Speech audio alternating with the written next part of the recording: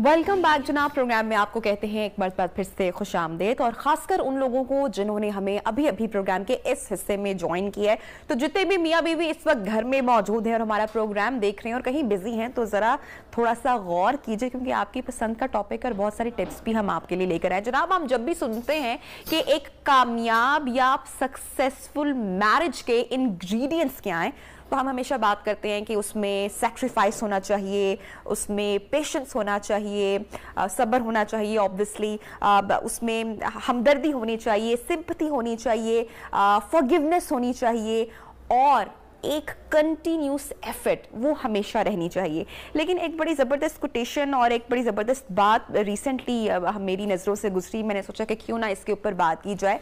जनाब, कहा गया है कि हकीकी और जो बाशऊर मर्द है वो अपनी बीवी की निगहदाश्त, उसकी तालीम, उसकी तरबियत अपनी बेटियों से बढ़कर करता है।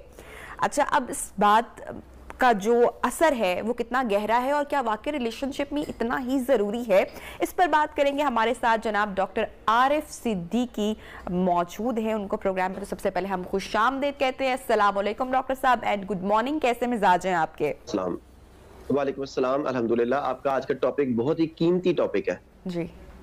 डॉक्टर साहब, कहाँ से करेंगे आगाज? ये जो मैंने लास्ट अपनी एक कोटेशन या एक बात शेयर की है, बहुत ही कम ऐसा होता है ना हमारे यहाँ या हमारी सोसाइटी में कि मर्द अपनी बीवी की निगहदाश्त, तालीम, उसकी तरबियत, उसको साथ लेकर चलना, एक साथ ग्रो करना बहुत ही कम देखने को मिलता है।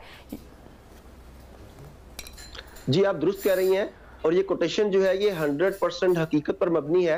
देखिए, जब हम मर्द हजरात ये तवक्को करते हैं कि हमारी बीवी हमारे मिजाज के मुताबिक हो, हमारी तबीयत के मुताबिक हो, उसके मशागल हमारे मशागल के मुताबिक हो, उसके शौक, उसकी एक्टिविटीज हमारी एक्टिविटीज के मुताबिक हो, तो डेफिनेटली हमें उसे टीच एंड ट्रेन के प्रोसेस से गुजारना पड़ेगा।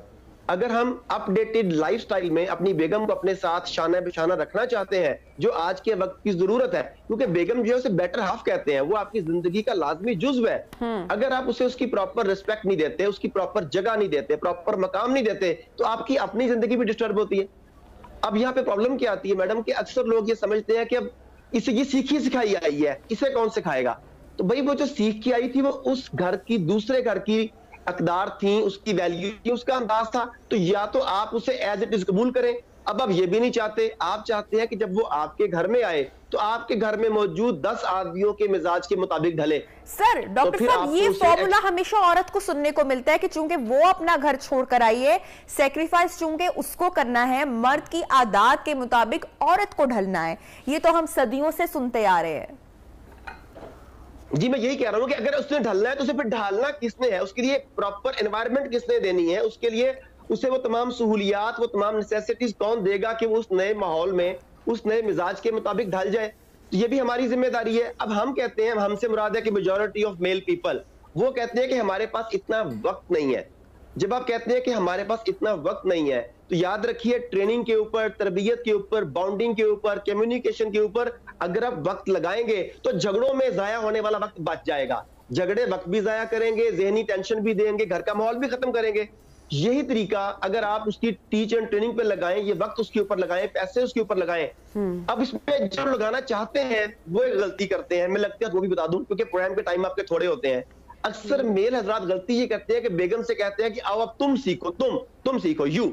हालांकि होना ही चाहिए आओ हम सीखते हैं।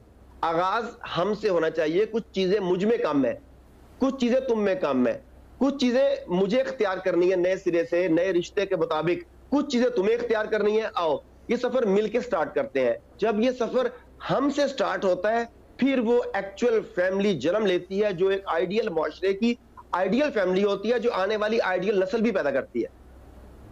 डॉक्टर साहब, अब अगर मैं आपसे पूछूं कि कामयाब शादी के जो इंग्रेडिएंट्स हैं, या कुछ अगर रहनुमा असूल अगर आप बता सकें जो चीज़ें करनी ही करनी चाहिए, और उसमें आप खवातीन को भी केटर कर सकते हैं, ताकि मर्द हजरात ये शिकायत ना करें कि भाई सब कुछ हमने करना है, कुछ तो बेगबात भी कर लें, तो वो आप क्या गाइड करेंगे कपल्स को?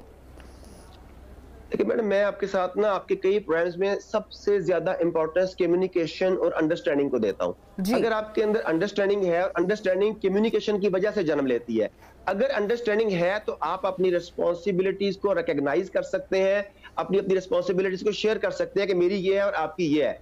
जो मेरे अंदर स्किल्स हैं यकीनी तौर पे वो मेरी बेगम में शायद ना हो, और मेरी बेगम जिन जबरदस्त सलाहियत से माला माल है, मैं उनका सोच भी नहीं सकता।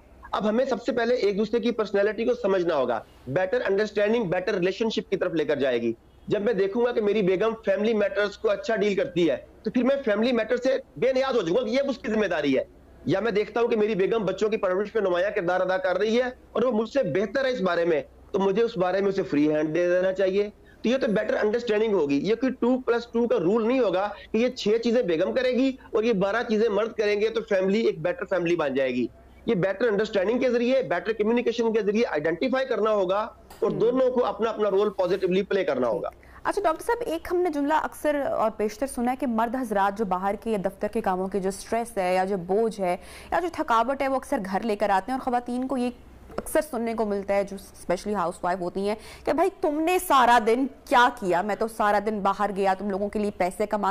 आपको नहीं लगता कि ये बहुत ही दिल दुखा देने वाले जुमले होते हैं जो हमारे यहाँ बड़ी आसानी से बेगमात को कह दिए जाते हैं या बताए जाते हैं? जी मैडम, आप दुरुस्त कह रही हैं। और ये फिक्रे जो है, जो कहा जाता है बाज़ औक़ात ला इल्मी में कह दिया जाता है, स्ट्रेस में कह दिया जाता है, लेकिन मैं यहाँ वंस अगेन कहना चाहूंगा कि this is two way. Sometimes ऐसा होता है कि मर्द घर में जब दाखिल होता है, बाहर के सारे मामलात निपटा के वो सुकून चाहता है। अभी वो कमरे में पहुंचा नहीं होता तो उसके कानों में वो सरगोशियां शुरू कर दी जाती हैं कि तेरे बच्चों ने यूं कर दिया, नान ने यूं कर दिया, बाजी ने ये कह दिया। ये प्रॉब्लम है। ये हम दोनों को समझना चाहिए कि दोनों को कोई पीसफुल टाइम भी तो चाहिए ना अपने आप को रिक्रिएट करने के लिए। मर्द को भी चाहिए, बेगम को भी चाहिए। बेगम घर में 8 घंटे पता नहीं किन किन मसाइल से जुटी रही, काम वाली के साथ, मुलाजमा के साथ, खुद अगर वो कर रही है तो वो अपना काम, घर वाले मेंबर्स के साथ, बच्चों को स्कूल भेज रही है, बच्चों की टीचर्स के साथ खप रही है, पता नहीं क्या कुछ वो कर रही है। अब जैसी हस्बैंड आता है तो वो चाहती है कि मैं हस्बैंड को ये बताऊं, इस वक्त बताऊं कि मैंने आज कितना कुछ किया। दूसरी तरफ हस्बैंड जो आता है घर में, वो भी बेशुमार मसाइल को हल करके पहुंचा होता है, वो भी चाहता है कि मैं अपनी अजमत बताऊं कि मैंने ये कुछ किया है। तो मैं दोनों को ये एडवाइस करूंगा कि आते ही एक दूसरे पर हमला ना कर दिया करें, इसके लिए थोड़े वक्त का इंतजार किया करें, रिलैक्स होने दिया करें, रिलैक्स होने दिया करें, और फिर दोनों यक वक्त ना बोला करें। आज अगर मैंने कह दिया तो 2 दिन के बाद मेरी बेगम जब मुझे ये बात करे तो मुझे अपनी परेशानियों को, स्ट्रेस को बालाए ताक रखते हुए वो पूरा वक्त बेगम को देके उसकी दिलजोई करनी चाहिए, उसे बताना चाहिए कि you are most important part of my life और तुम्हारे अलावा ये कोई नहीं कर सकता। और मैडम यकीन मानिए ये 2 फिक्रे गुज़िश्ता पूरे हफ्ते की थकन मेरी बेगम की उतार देते हैं। हाँ डॉक्टर आरिफ, मुझे लग रहा है कि बेगम भी आपकी आसपास हैं, आज बड़ी मीठी मीठी बातें आ रही हैं। आज घर से बोल रहा हूँ ना। चलिए देखिए, अगर ये बात भी अच्छा, मुझे लेट मी ऐड प्लीज। अच्छा वाकई आज चूंकि मैं घर से बात कर रहा हूँ और मजे की बात है कि मैं आप ही की बात को लेकर चलता हूँ कि फॉर सेक कि अगर वो मेरी बात सुन रही है तो मैं उसका दिल रखने के लिए अच्छी बातें कर रहा हूँ। तो यकीनी तौर पे तमाम मर्दों को इस बात को फॉलो करना चाहिए कि जब वो घर में हैं तो उन्हें ऐसी बातें करनी चाहिए जो घर वालों का दिल रखने में मुआविन साबित हो, ना कि हर वक्त उन्हें जलाते रहे। अच्छा डॉक्टर साहब, आपने जो सबसे बड़ी प्यारी बात की और बड़ी बेहतरीन बात की, और इट्स वेरी लॉजिकल कि कोई भी रिलेशनशिप हो, और मियाँ बीवी का रिलेशनशिप तो आपको पता है वैसी तरह थोड़ा सा कॉम्प्लिकेटेड भी होता है अगर हो, और स्ट्रॉन्ग भी सबसे ज़्यादा यही रिलेशनशिप होता है। तो कम्युनिकेशन आपने बोला कि एक ऐसा टूल है जो एक कामयाब मैरिज का बेस्ट और नंबर 1 इंग्रेडिएंट है। और सर जी हमारे यहाँ यही लैक करता है, हम अपनी फीलिंग्स खुलकर कभी भी शेयर नहीं करते, चाहे मर्द हो चाहे खवातीन हो, गलत फहमियां जगह बना लेती हैं। इस हवाले से आप क्या कहेंगे कि ये रवैया भी अब तब्दील करने की जरूरत है, कम्युनिकेशन स्ट्रांग होनी चाहिए? जी मैडम, ना सिर्फ ये कि हमें ये कहना चाहिए कि कम्युनिकेशन को स्ट्रांग करना चाहिए, रवैयों को तब्दील करना चाहिए,